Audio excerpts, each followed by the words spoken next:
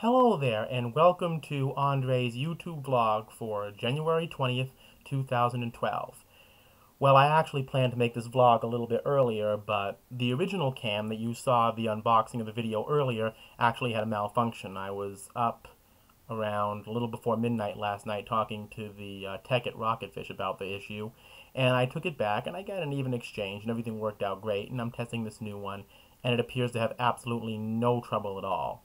So welcome back to my next attempt at HD, the HD webcam. Well, anyhow, I just wanted to say that my purpose about making this video today is I wanted to talk to you a little bit about the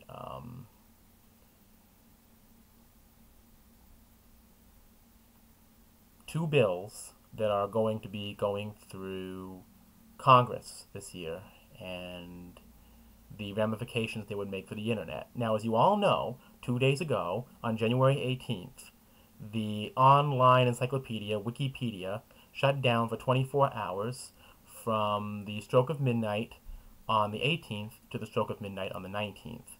The reason for this was because the passing of these two bills, known as SOPA, the Stop Internet Online Piracy Act, and PIPA, which apparently has to do with scanning suspected piracy online IP addresses and so forth, from going through because they firmly believe that the flow of information on the internet should flow freely, and there shouldn't be more dictation and control over it, and should be less of it. The information on the internet should be free for all. Now, a site that I also visit, RYM, otherwise known as Rate Your Music, you can make catalogs of the CDs and vinyl albums you own and so on and so forth.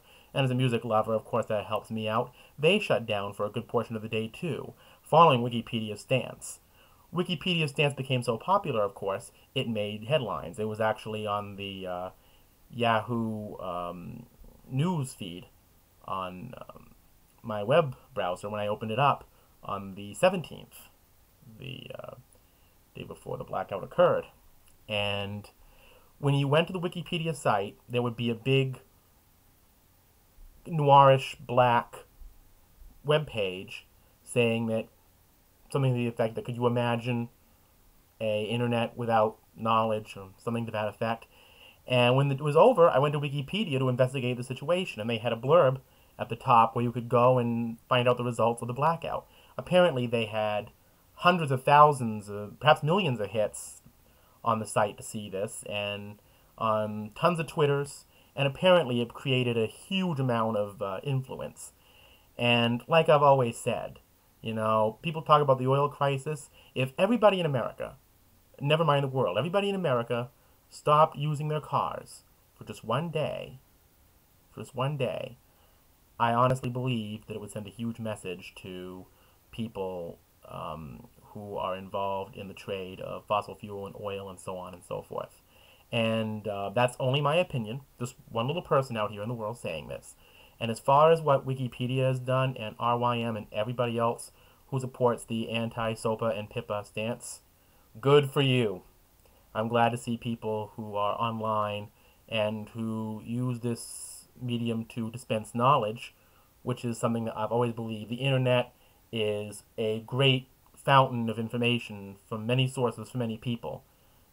Better than any library you could ever possibly imagine, to keep this medium free for information and devoid of as much censorship as possible. And I fully support this, and I hope that more good people will do the same, and more websites will follow in Wikipedia and RYM stance in keeping the internet free for all people, and the information on it free to all people. Well, that's my word for the day. Enjoy your weekend.